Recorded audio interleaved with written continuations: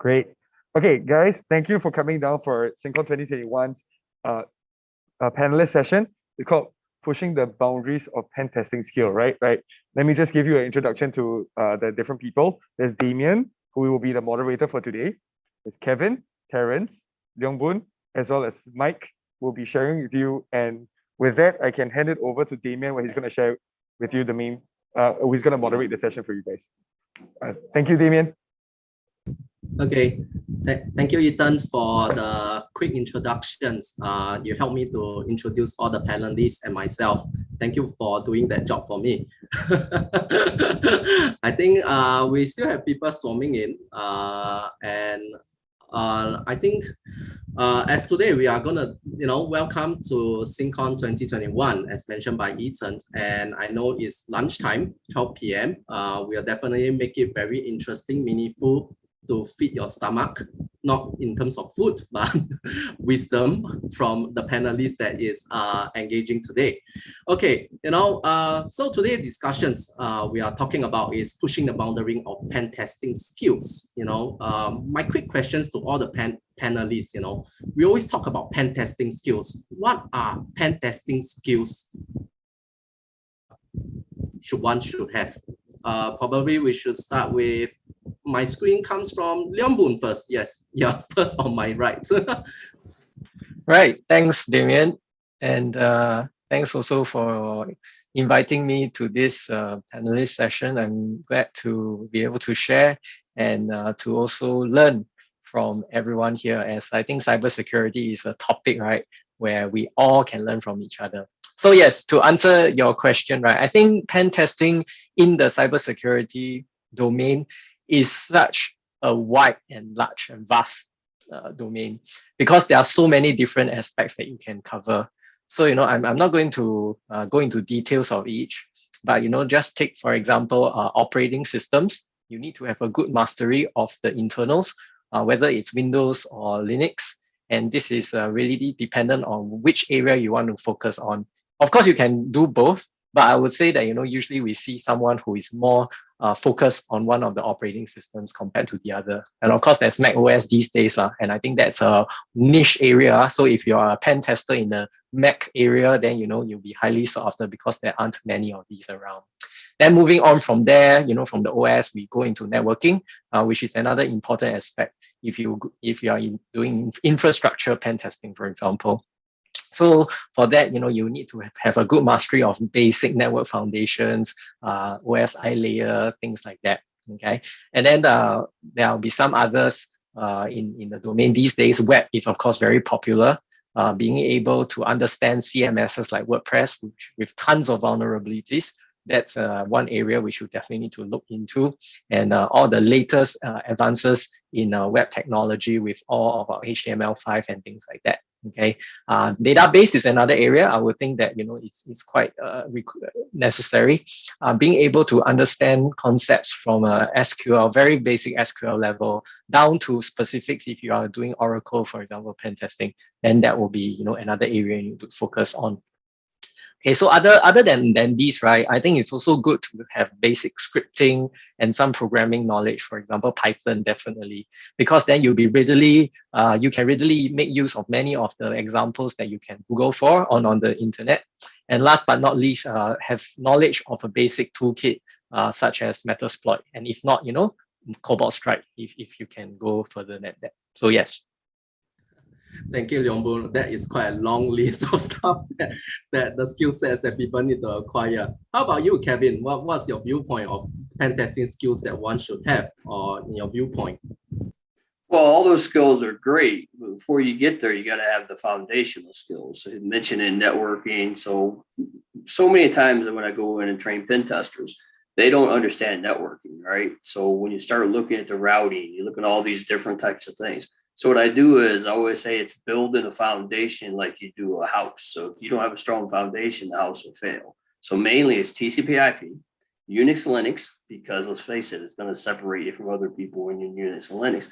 And the other thing is virtualization. That's mainly so you can build your own environments, right? So when a new vulnerability comes out and you want to test it, you need to be able to build that environment and test what works and doesn't work. And the one thing I'll say on that, The biggest thing I see missing from most people is the ability to analyze. Because I run into people all the time, they try to tell me, oh, this network should be like this network should be like that. Analyze what the network is showing you, and then from there, determine how to actually find the attack surface, leverage it, and try to gain access. So I tell everybody, and I look around, I think probably been around a little bit longer than everybody else, but when we started doing pen testing in the 90s, that process we taught in the 90s is the same process I teach today. The difference is we have tools now. We didn't have Nmap in the 90s. Nmap just went over its 20th year. And then Metasploit, all type of stuff. Yeah, HD more, none of that stuff even existed. It was 10 years later before that existed. So what do? We had a systematic process. So that systematic process is the key. Today, we have tools, which makes that process much easier, but we also have targets, and that's where the change is. So when the mention was of the web testing, that's important because it's the web. And it's really, what are you going up against? So you follow a systematic process. You do your analysis of the network, take what the network can give you, look for that weakness, leverage that weakness, and then gain access. But remember, at the end of the day, what's the client need? And this is the thing I try to teach when I train everybody. They need to know what their attack surface is, the risk from that attack surface. And if somebody gains access from that risk, what's the impact to them as an organization, right? So the findings. So we don't really do much teaching of the findings and stuff like that because everybody wants to do the exploitation and stuff like that. But for me, it's that systematic process. And what I look for is the people who can analyze it. So I love putting filters and firewalls between the target and the tester, because we've done in the CPET and stuff like that. That really separates people, because a lot of people forget it's not going to be a flat network directly in front of you or boxes right in front of you all the time. There's going to be defenses in place. So that's one of the skills you have to have. And that comes from that analysis. So when you determine the filters there, you have to either bypass it, you have to attack the filter, or you have to accept the attack surface through the filter. But that's key for the clients. They need to know what their attack surface is, the risk of that, and what they can do to mitigate that risk. Because our job as testers is not tell them if they have to take that risk or not. Our job is just tell them it's there and what it means, right? We never tell anybody yes or no. We just tell them recommendations, which is what I like being a pen tester and in this world, because I don't have to make decisions anymore. It's great. Just recommend. If they do it or not, it doesn't matter. We still invoice and get paid. So to me, that's the main thing, is that systematic process. But to get there, you still have to have that foundation. So there's so many gaps. I see people get on networks. They don't know how to route traffic around the network and do all the other types of things you have to do if it's not directly reachable when you can plug into it. So that's a lost art, in my opinion. That was longer than I probably wanted to go. Nice. It's late at night here for me. I'm in New Mexico. All your thoughts out. Yeah, I'm in New Mexico. You guys got noon. I'm in New Mexico. It's 10 o'clock at night. Yeah, you're ready for supper. We are having lunch now. Yeah, midnight snack. It's very interesting that you bring up a point about process, analysis. Let us hear, Terrence, what's your thoughts about, pentesting skill sets? I think coming from the end user environment, I had that privilege of interviewing my pen testers, right? My red teamers and my purple teamers. Of course, they will tell you at the very beginning of the interview, hey, I have OSCP, I have CEH, I have CPAN, I have this and that, which makes it very interesting. But when you actually drill down, right, from a end user perspective or from an employer's perspective, when you drill down, I always love to ask the candidates, okay, so you tell me you have all this, right? So let's say hypothetically, right, you need to do a black box testing, right? How would you go about doing it? And most of the time they will tell me, I will actually tell you to open up the ports from this end to this end, which I will say, nope, that's not realistic, because, in real life, my attacker is not going to have me open up a port, call me in advance and say, hey, Terrence, can you open up this port so that I can attack you, right? So that on itself, it's really going to be a problematic situation. And I love to throw in some curveballs, right, to really understand the kind of thought process, is that, okay, now I don't want you to scan using ICMP. Tell me, how are you going to enumerate my systems? Are you going to use UDP? Are you going to use TCP? Right? If you are going to use TCP, what specific reply would you actually look in the TCP to tell me if the port is open, the port is filtered, the port is closed? Most of the candidates would have problem because they are really taught into that process of I ping, I ping, or I do a ping sweep, I get this, then I try to enumerate the services and move on from there. That is really the reality of all this skill sets, right? You need to first have the adversary mentality. I think the panelists, of course, have also talked about basic foundations, but really the foundations is to help you learn that, hey, if I have this roadblock in front of me, that foundation allows me to know what I need to do to get around those roadblocks, or on that foundation, I know, okay, if I cannot use ICMP, I can use TCP, I can use other methods to conduct enumeration, which then brings forth that value, right? The value added knowledge that you have. Of course, we can't teach process, right? We can't teach thoughts, right? So how you think, how you analyze, we can't really teach it in a course. And so, and so really to be able to actually have your skills, and on top of that, right? When people tell me, oh, if you have a vulnerability, I can exploit it. I would love to ask them, like, okay, how do you go about exploiting it? If I have a technical control in place, if I have an administrative control in place, how would you actually overcome it? How will you actually bypass it, right? This sort of things requires you to have that broad spectrum knowledge of how IT or cyber security is actually mitigated in a real end user environment. So we don't just leave the vulnerability there without any form of defenses, without any form of monitoring or mitigation, right? And so it's really interesting sometimes when we talk about, I have CPAN, I have ECSA, CEH, OSCP, and so on and so forth. Those things are good because those things, it's like a objective criteria to showcase that you have the technical skill sets. But I think what's more also important in a sense is that you need to be able to translate those skill sets into what the business actually thinks, how the business actually operates, right? So what is this vulnerability? How is it going to impact me? Why, at the end of the day, right, it's going to be the cost if I will suffer a breach, or if I will suffer an attack. What kind of situations do I need to actually look into, or else, it's just going to be cost benefit analysis for end users like us, right? We're going to say, okay, yeah, sure, there's a vulnerability. So what's next? So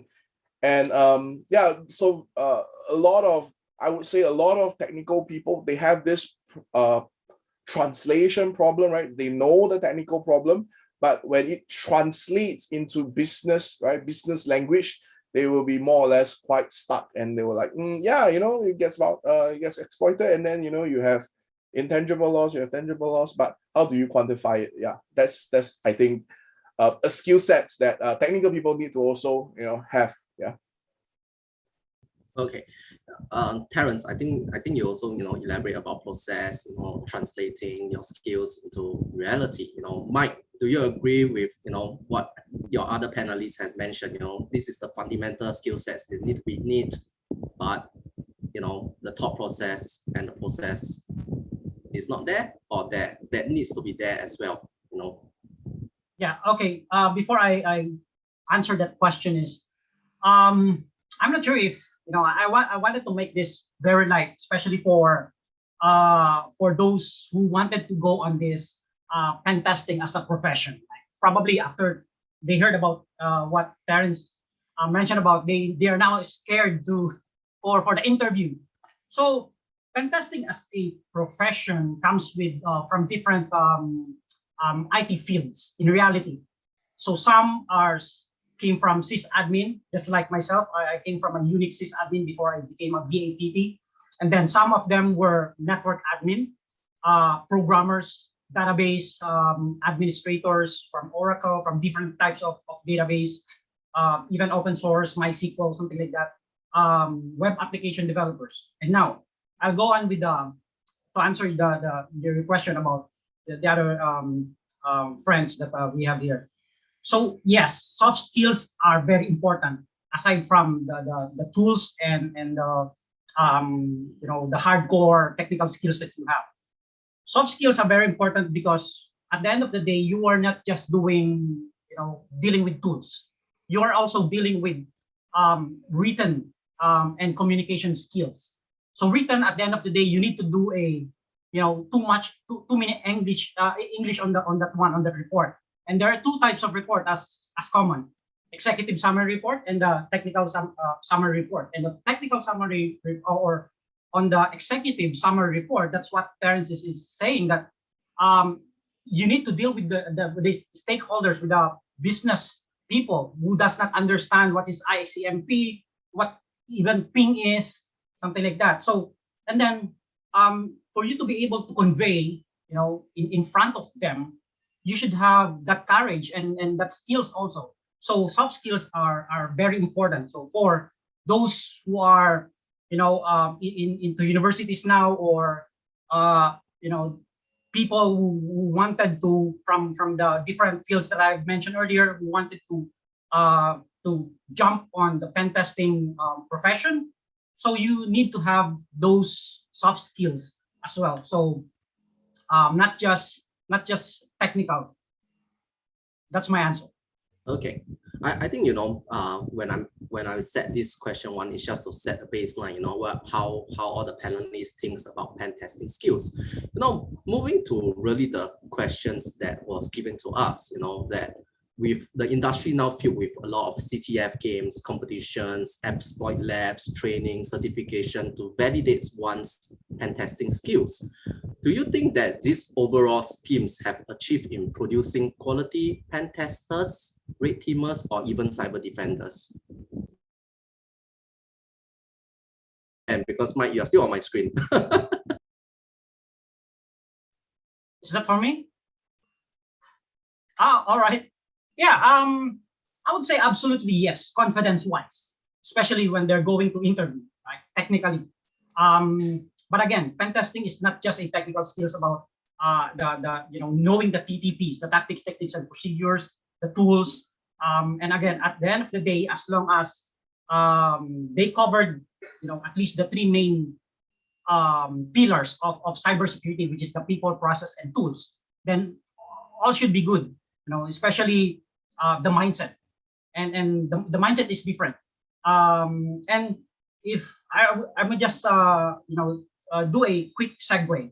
Pen testing and ethical hacking are different things. Ethical hacking are more of a red teaming. They don't have any specific scope. They attack like adversaries, real attackers.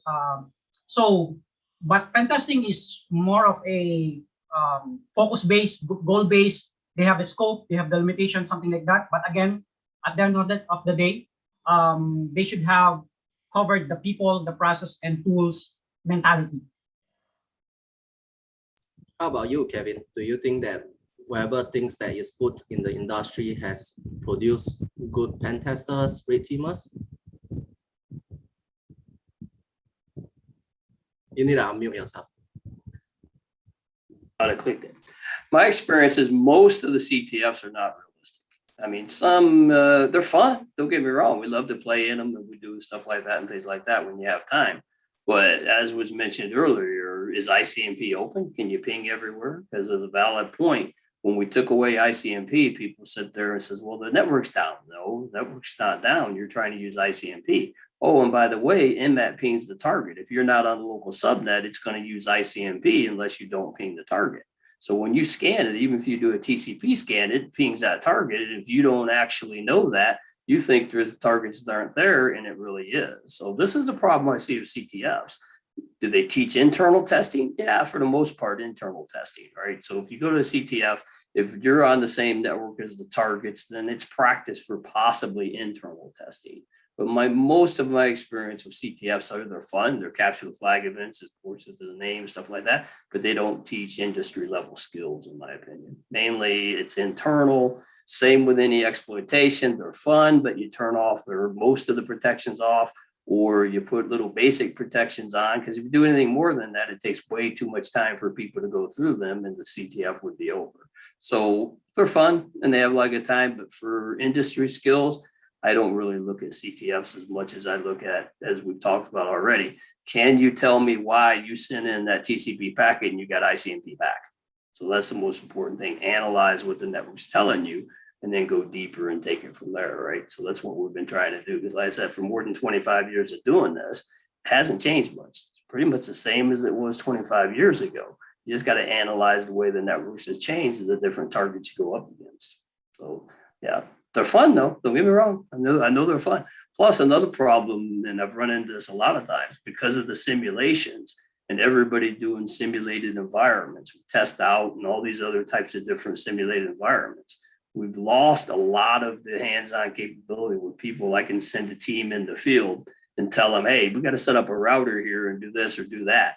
A lot of people have lost the actual capability to work with actual physical switches, devices, routers, and all that type of stuff. And you still need that when you get into enterprise level types of things. So that's a concern as well, because we've put so much simulations in with the CTFs, we've lost that talent. So, I know I'm old school. They're like, oh, we don't need that anymore. We get AI, we got all this other cool stuff. But it's like, yeah, I tell everybody I was doing AI classes in the 80s. So, okay. AI is going to save us. We said the same thing in the 80s. So yeah, But they're fun.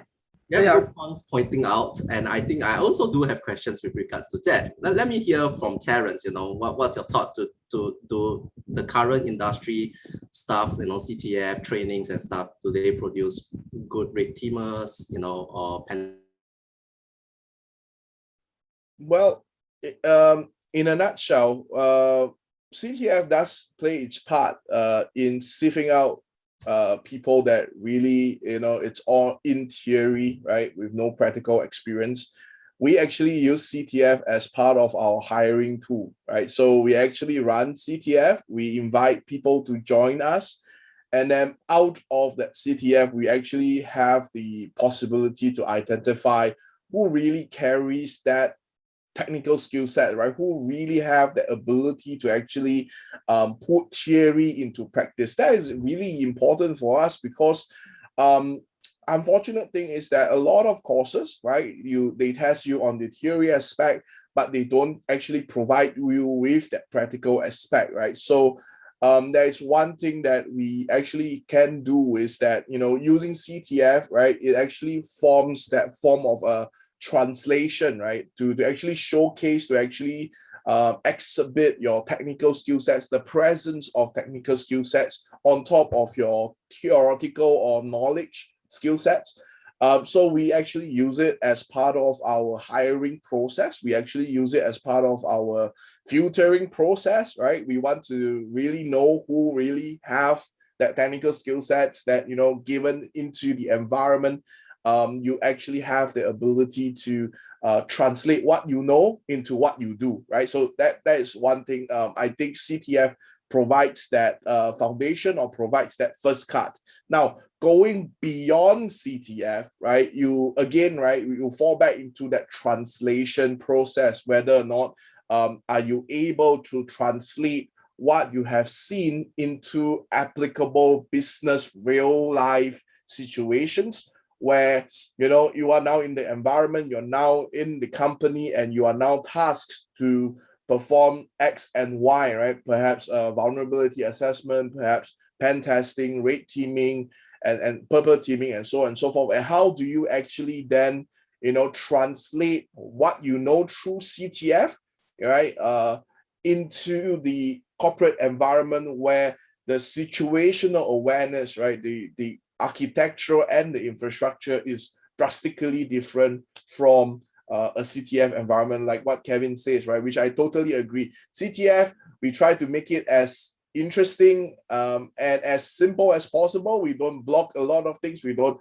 defend on a lot of things, right, because to make it interesting for you. So at that point, you are showing technical skill set, right? But what we also need in the industry, especially, I don't dare to say for everybody, but for what I have observed so far, we also need that translatable skill sets, right? Once you're in the environment, how do you translate what you know, what you have, right, your skill sets, into what the company needs? And that is really something that's important, right? So doing well in CTF does not equate you to be a very good red teamer, purple teamer, or blue teamer. Yeah, that's my 2 cents. Yeah, while we are still talking about CTF, and my next questions, I think I will have Leong Boon to answer my next questions. They have been talking about, CTF labs, there is always an answer. Real world, practical, no flags, no hints, just plain old matter of perseverance and patience. What's your take about lab mentality and practical mentality that people are developing, in the current age? Okay, so for this question, right, I think the best way to illustrate my answer is through how we are running such penetration testing training within the university itself. So I'm not sure whether you all know, but NUS, we have our bunch of hackers who take part in CTFs, student hackers, and they are known as NUS Grey Hats. So they are part of our School of Computing, a brilliant bunch of students. And right, as you have rightly pointed out, right, because they take part in so many of these CTFs and they have a very strong technical foundation themselves, it actually lends a lot of technical ability for them to take part in penetration testing engagements. But as you have also rightly pointed out, there is a high, there's a lack in the process and the people part of things. So what we do in NUS is that we actually collaborate with our School of Computing, and we actually run a penetration testing module together with them. So it's not only us, as in Central NUS IT, with School of Computing. We also bring in one of our vendors who conducts professional penetration testing engagements. So by having all three of us, what happens is that the students will actually get to apply what they have learned in CTF with the mentorship of these vendors, teaching them how to engage a client in a proper setting in an enterprise environment with all the rules of engagement. And then they make use of our applications, which are real life applications, so production applications. So having this entire environment set up for them, right, we actually have gotten excellent results. At the end of the module, so it's a credit bearing module, they actually have to present all of their findings to us as though we are the clients. And to be honest, right, the quality of their work, even though they have only done it for one semester, has shown that they are better than the professional pen testers that we hire from the Big Four, for example. So this actually goes to show that, with the proper training and guidance, they can, with all of the basic foundation and concepts and technical knowledge that they have possessed, right, to translate that into real world penetration testing skills. So another thing that we run in NUS is our bug bounty program also. So our bug bounty program is open to the entire campus for students and staff, and they actually test live applications, so live production applications. So I guess that's another way, right, which you can actually apply what you have learned, because it's not just about finding flags anymore. In order for you to find real vulnerabilities in real world applications, you will need to abide by rules. You cannot bring down the system, for example, and there are so many other things that you need to consider. So I guess, to answer your question, between lab and practical, there is definitely a crossover, and it's really about how you want to bring about that crossover from one to the other. Yeah, thank you. Thank you, Leong Boon, for sharing the initiative that NUS have done. Kevin, I have a questions for you. Because you have been teaching so many students globally.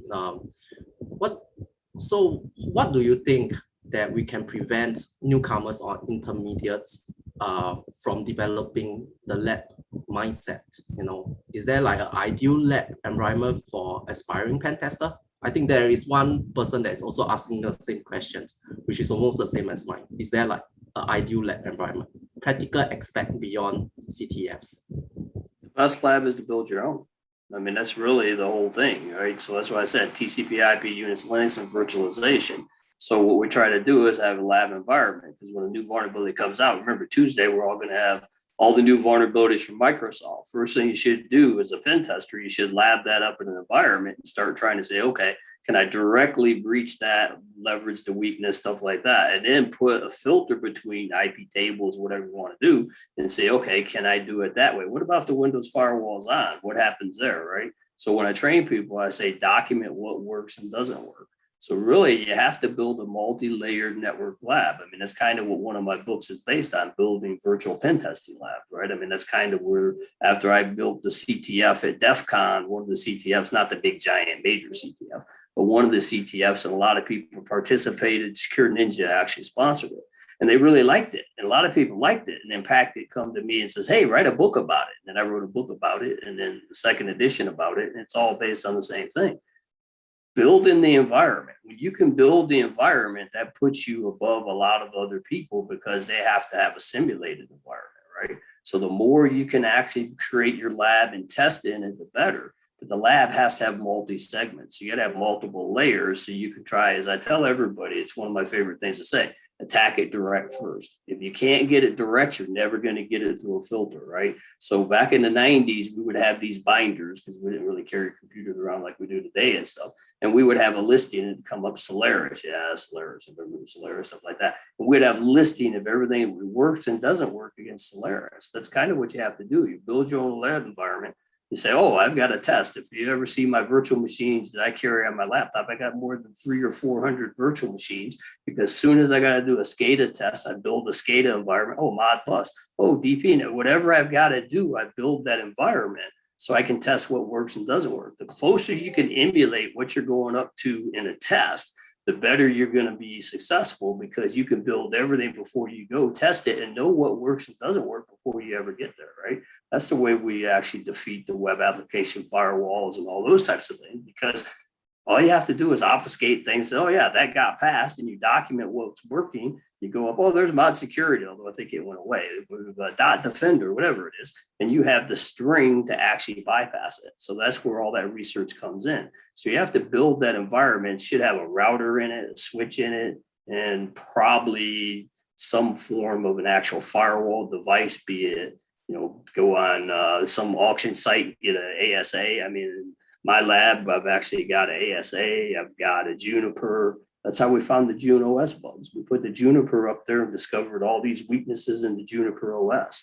That's what you have to do. You have to build that environment. If you want to be at the top of the game in this, for sure, you have to build your own environment. We love the simulations. They're fun, but you got to be able to build your own. And the more you can build your own, the more valuable you'll be to clients and people to hire you. I think it's very interesting that you say that you build it your own, because I know, to all the panelists, there's a lot of labs providers company out there. There's numerous people are reliant on it, and how people break from it. Should they really build their own labs, or now people are really doing labs according to how the labs providers out there providing the education? How should a labs education company be upgrading almost every time, every second, because vulnerability is always there? Yeah. Do you see them doing it, their updates regularly? Well, yeah, I mean, as soon as you got to research and you got to do something, you can build a lab environment for whatever you're going to be testing. I mean, it's kind of hard with ICS SCADA, because you can look at the protocols and stuff like that. But for the most part, yeah, you can build it. I mean, I spoke at one of the conferences out here in New Orleans, Louisiana, years ago, and I pretty much told them then at university, all the simulations is doing me a disservice. They're nice and they're fun, but if I put somebody in the field, because I can't always travel, and if I put somebody in the field and I need them to land, plug in and figure out the network, the routing, and all that type of stuff, I've discovered that's kind of a lost art. People forget that. And if you're not on the flat network, you got to do what? You got to put routing in, and people get lost with the routing. I mean, I'm amazed that it's still layer 3. And then now go down and put them on layer 2 and watch them struggle, right? These are all these different types of things that most of the qualifications don't really teach a good job of. It's all about, oh, there's a box, let me exploit it, pop that box and go and do all this cool stuff. So yeah, to me, that's one of the critical skills if you really want to, and I said it again, that's to separate yourself. The best team members I have are the ones that can say, you know what, we just found out about this, and they come here, we built it in our lab last night, and they come back and tell me, okay, this is what worked and didn't work. That's the best way I see to do it. So I know it's hard, but what I tell my students all the time, if it was easy, it would not pay what it pays, and everybody would do it. So that's one of the reasons it's hard. Yeah, exactly. If it was too easy, then everybody would do it. And it wouldn't pay what it pays. We have people that agree to your point, so I strongly agree to that. So moving forward, from the lab space that we have been talking about, now we are moving into the certification. Mike, I have a question for you. What are your thoughts on the relevancy of the current certification in the market? Do you think it shows the practical application of skills, or are the certification just for labor for good job in the Infosec industry? Does it really help one person to have more practical sense? Yeah, I would say they are relevant, but overkill. Okay. So I would say overkill because in reality, I'm not sure all the pen testers here, red teamers and the others, over and over, we just keep on like, we only have around 5 to 6 tools, favorite tools that we keep on using them. But in training, we will give up, that the trainers, because of part of their curriculum, they will give you like 10 tools per day. So if you have 5 days, you have 50 tools. And if you don't have the, for a fresh someone who does not have any pen testing experience yet, you will be overwhelmed and bombarded that when you go to the real, battlefield, those 50 tools, you don't know which really, so it's overkill that I would say. But at the end of the day, believe me, only 5 to 6 tools would be enough. Nmap is number 1. That's it. Nmap is number 1. Everything is overkill. Yeah, good I'm point. old school HPing, but yeah, I know everybody says, oh, they hate HPing, but I've been using it and scripting with it for years. I think everything is debatable, from there. I think, some of the questions that, some of the participant is also asking, and it's also listed in one of the questions, with new trends such as cloud, mobile, container, blockchain, and etc. coming into the limelight. Will you think that the legacy certification that we are holding should be revised, or should it be better to split things into course or certification of their own? Now in the industry, they call it micro cert. Because I think one of the participant was asking, do they need to know the fundamental if they are just learning about mobile pen testing? Terence, would you like to answer that? So I think certifications, right? There are 2 broad aspects of certification. So one broad aspect is that you have width of knowledge, right? So basically, courses like CEH, they give you a lot of topics, right? So that actually allows you to have width of knowledge, right? And again, that goes back to the fundamental building, right? So you sort of have that fundamentals of each of these domains that are coming up or up and coming, like IoT, blockchain, and all that, right? So basically, they give you that width of knowledge, which allows you to sort of know where you want to specialize and what sort of things intrigue you, what sort of technology interests you, what sort of domain excites you, right? And out of that, then it comes the micro courses where you actually build the depth knowledge, right? So my preference is always that you have the width of knowledge, because then that sort of give you that good foundation. Once you have that very good and adequate foundation, it can be from academic studies, like formal academic studies, through your degree program, your master's program, or even training programs, right? Short courses, training programs that give you a very good broad spectrum width of knowledge that you can have. And then from there, then perhaps you could specialize, right? You can find your own niche that you really is interested in, and then you can build that depth of knowledge where that makes you stand out, right? One for the other. So for instance, right, if you are really interested in web pen testing, then you could have that breadth of knowledge, but then you take specialization courses that really deals with web vulnerability, identify how you can do web fuzzing, and so on and so forth, to build that depth knowledge. And that really would enable you to actually stand out, right, from all the other candidates or persons, right, that have just the width knowledge without the depth knowledge, or just the depth knowledge without the width knowledge. Yeah.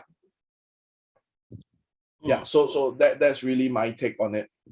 So do you think that micro certification is going to be a trend in long run?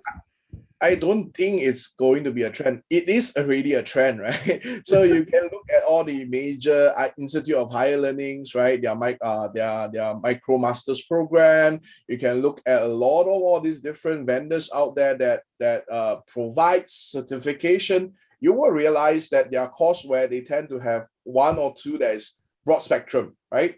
And then they, on top of this broad spectrum, they will have different verticals that people can then subsequently enroll themselves in to broaden that vertical knowledge. So it is already a fact of life, right? Because the reality is, I think my professors always tell me, right, you don't need to know everything. You just need to know enough to be dangerous. And enough to be dangerous, sometimes you just need that, that broad spectrum knowledge, but that vertical enough to become dangerous. And with that enough to become dangerous, then of course you stand out among your crowd, right? The crowd that is trying to fight for that particular position. Yeah. Thank you, Terence, for your thoughts. Any other thoughts from the other panelists, with regards to bigger certification to micro certification, the broad certification to micro certification?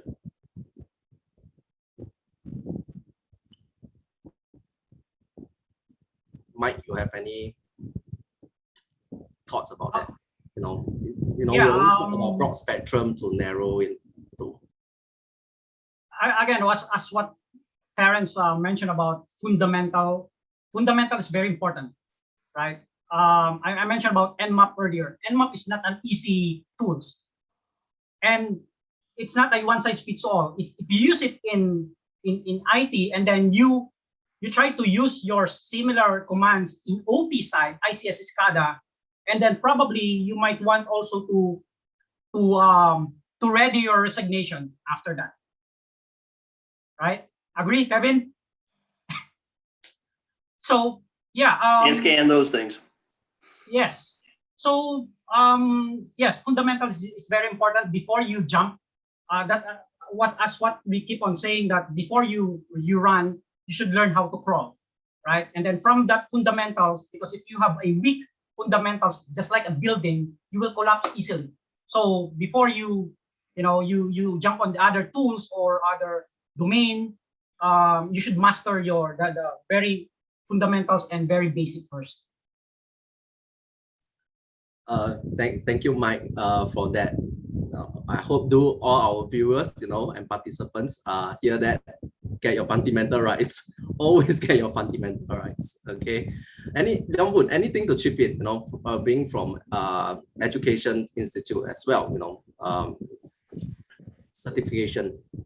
Yeah. So like what all the other panelists have been saying, it's important to build up your fundamentals, which is why we have our students coming to the NUS.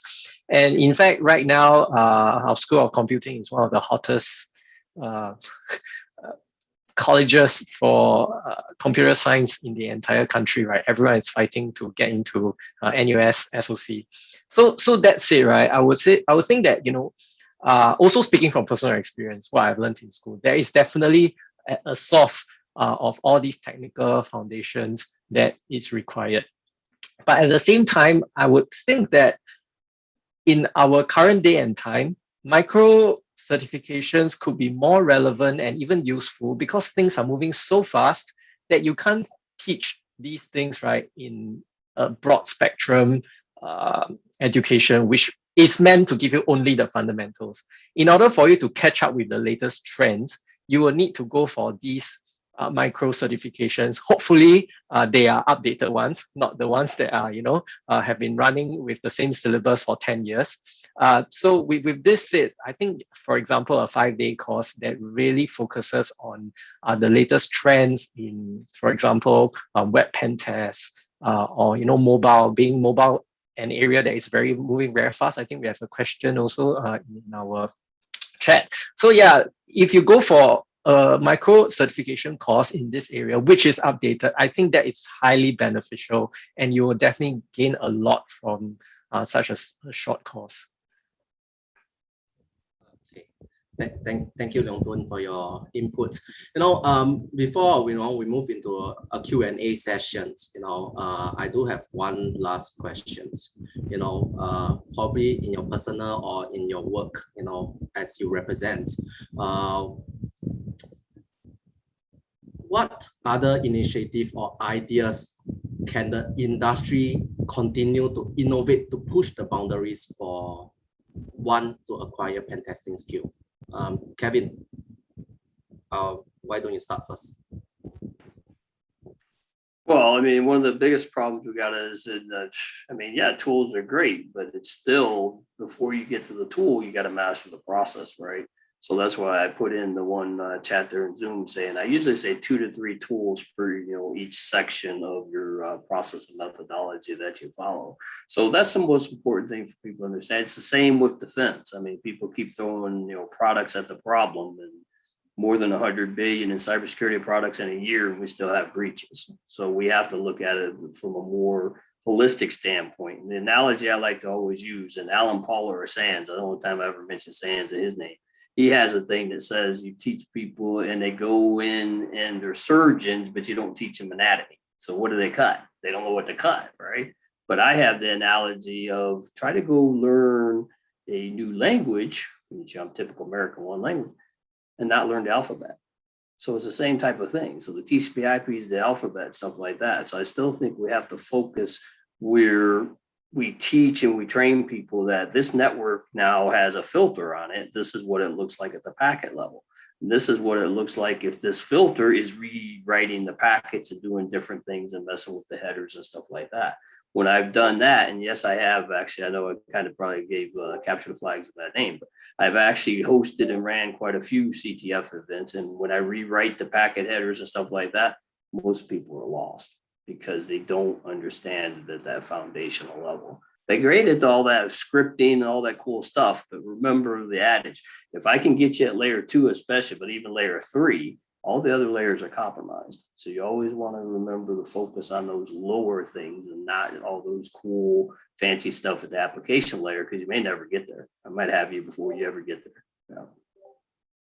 Thank you, Kevin, for your input. How about you, Mike? What kind of initiative or that the industry should innovate more?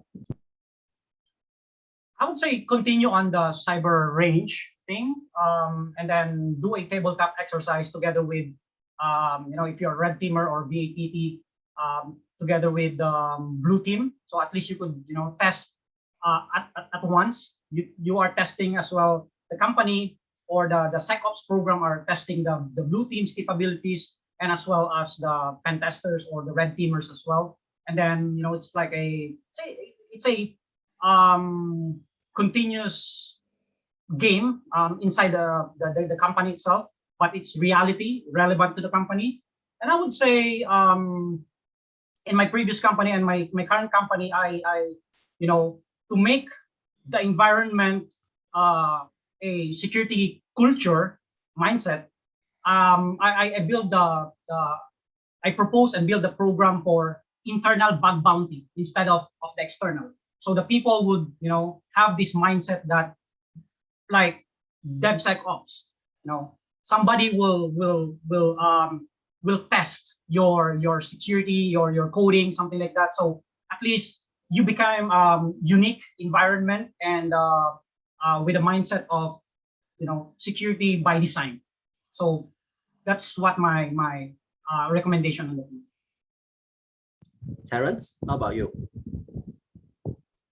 So coming from the industry, right? So I had the privilege of setting up a hackerspace within our corporate environment. So our staff actually have the opportunity to do a variety of pen testing activities, right? Regardless whether you are a blue teamer, a purple teamer, or red teamer within our environment. And of course, we also venture into new areas of interest, right? That we have this sort of technology stack that is inside our corporate environment. So we sort of allowed our people to play with SCADA, ICS, vulnerabilities. We basically would enable our people to do some form of research topics on areas of interest that will benefit the company ultimately, and then test it out, right, in a lab environment that is actually provided for by the company. And thereafter, right, they sort of earn points, right, that they can redeem for benefits and so on and so forth. I think at the end of the day, humans, or rather myself, right, we are still quite driven by what we can derive from this sort of activity, whether it's tangible fulfillment, or whether you get a plug or a medal out of it, right?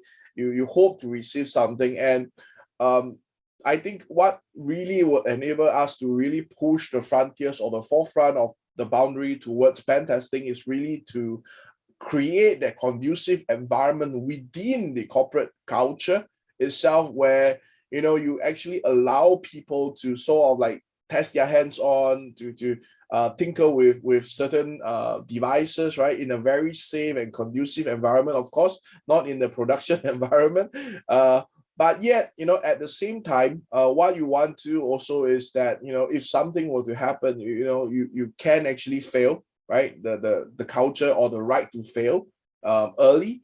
And of course, having the ability to recover from it is also important. So all this, right, actually enables your people, right, be it red teamers, be it blue teamers, be it purple teamers, to actually dare to venture, dare to explore, right? And when you are actually having that conducive environment to have chance to explore, then of course a lot of all these vulnerabilities or even detection signatures, heuristic patterns can evolve from there, and overall then of course you get a better environment, right, that the company or the organization can benefit from. So I think there is this sort of conducive environment that you first need to build as a corporate entity.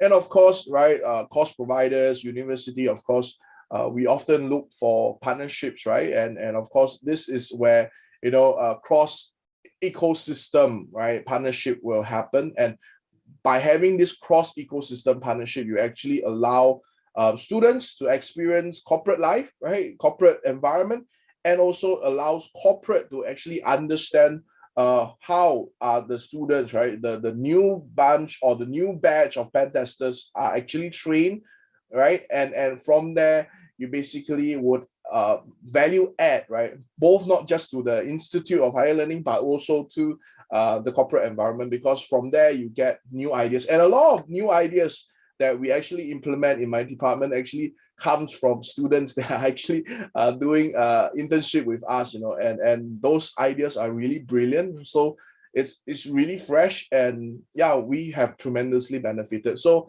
a lot of cross-cultural or cross ecosystem kind of collaboration, I think, will really help push new frontiers. Yeah. Boon, any? Yeah, so I echo completely what Terence just mentioned. In fact, please feel free to reach out to me if you want our students to be involved also with your program. Like Terence has rightly pointed out, right, being able to have an environment that facilitates this sort of growth and learning, it's really important, especially in an environment like Singapore, which I think, in a society like ours where everyone is so law-abiding, hacking becomes something that you don't feel very comfortable doing, right? There is an inherent cultural barrier to doing it, as opposed to, so many other countries, Russia being a good example. So with that said, being able to create a safe environment for people to learn and to allow them to experiment, to hack, to do all kinds of scanning, reconnaissance, I think that's really important to do, which is again coming back to where we have come up with programs with our students, our bug bounty program for the entire universities. These are all initiatives that we hope that will create a braver world within our country itself. Another aspect which I would like to bring up is really related to the great resignation that is happening globally. And I think that penetration testers, right, are sometimes dead-ended because they feel that there is no progression, especially if you are really focused on just the technical aspects and nothing else. So you lack that client interaction. You are unable to face the adversary on equals as an equal. And in order to solve this problem, I think it's really imperative to also be able to open up penetration testers to new avenues within their existing job scopes, right? Rather than just send from one project to the other project to the other project. Then eventually they're just going to quit, which is what's happening now. So you have to expose them to different aspects. For example, really interacting with the client itself, themselves, being a mentor for new penetration testers, doing more involved analysis, like maybe something involving threat intelligence. So all this creates different aspects and new avenues to the jobs, and that really helps to keep them interested. Otherwise, they're just going to come to your company, pick up the skills for a year or two and leave. And then you have to fill in that gap, and this becomes a vicious cycle. So I guess that's really one of the more important things that we are faced with as a collective in the entire industry. Okay. We are left with 4 minutes, so probably I will take only 1 or 2 Q&A questions. I have one question that came in. What is one non-negotiable quality that you look for when hiring pen testers? I think because Terence or Yongboom may be able to answer this. So I think one thing that is very important for me is the thought process, how you actually analyze data or how you actually interpret the data that is before you. Because I always tell the candidates that actually interview with us is that I'm not worried about your technical skill sets because I can send you for training course, right? That is really the one thing that is very easy for us is we can send you for training course, whichever training course you feel will help you, we can send you. But I can't train you on your thought process. I can't train you how to interpret data. So the interpretability of your data, how you actually analyze data that is before you, and of course, I think it's quite cliche, right? To have that try harder attitude, right? It's so that, at the very first time when you actually meet a road bump, you don't actually, I can't do it, forget it.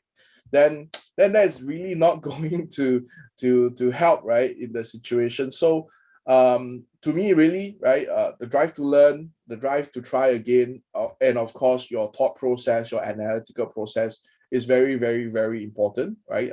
I place higher emphasis on that rather than how many CTS have you done, how many certificates have you done. Those are nice, right? But the thought process is far more important for me. Yeah, I totally agree with you, Terence. Being able to also keep up with latest trends, that's really important also because this is ever growing.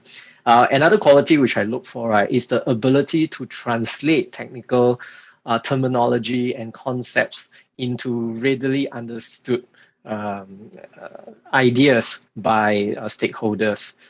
You can be so good, but if you're unable to relate that to a client, then you'll be forever stuck behind that machine. You will never face a real person, a stakeholder, and you'll never be able to rise up as a result of that, right?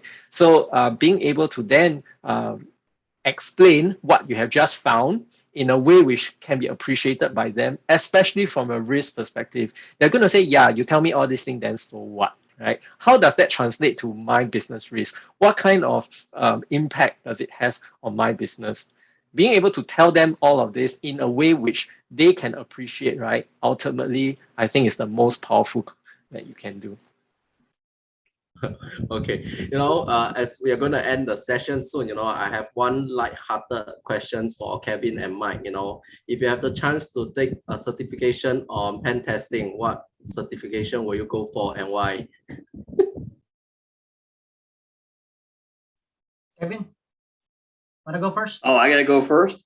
Well, it's the one I just finished writing. I just finished actually create. Well, actually now it's been a year and a half.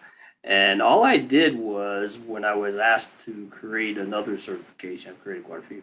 And I said, I want a certification where if you get a request for quotation, an RFP or an RFQ, and you look at it, I want to at least introduce you to the different processes of the different types of pen testing, IoT, OT, and all this other type of stuff. So we created the certification off of that. And the second thing I decided, I said, I want you to be able to go through an actual enterprise level network and assess the actual attack surface, take the attack surface, identify the weaknesses from that attack surface, and see if you can gain access in that or not. And ICMP will pretty much be blocked everywhere, which was kind of fun and stuff like that. And the thing is, and I'll end my part here because I don't want to take up too much time, the first 300 failed. And the reason the first 300 failed is because they were not following a systematic process. They couldn't ping, oh, there's no network, the network's broken, all that type of stuff, right? So it all comes down to certifications that teach industry skills, and that's why I created the CPEN, because when you walk out of that, I know I can hire you, because if you go through that and you do high enough, you can follow a systematic process. And that was my whole goal with the CPEN. But, yeah. That's my extra. Thank you for sharing, Kevin. Yep. I think if I will have a chance to go for certifications, I will definitely go for more than one, because there is no silver bullet. There's no one size fits all.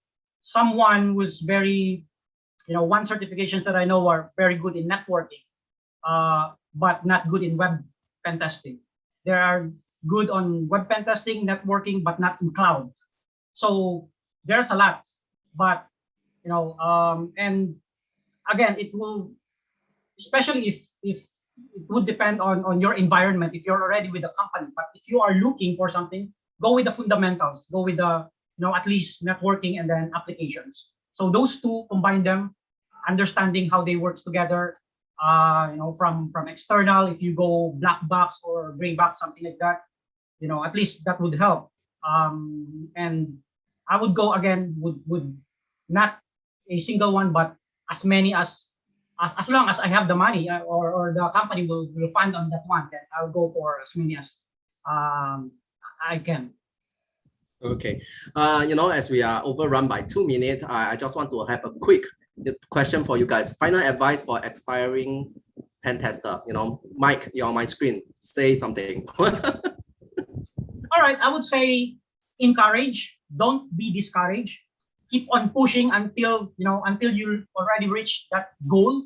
Keep on going. Never stop. But the moment you say that I'm the best in pen testing, that's it. You're finished. Yongboon?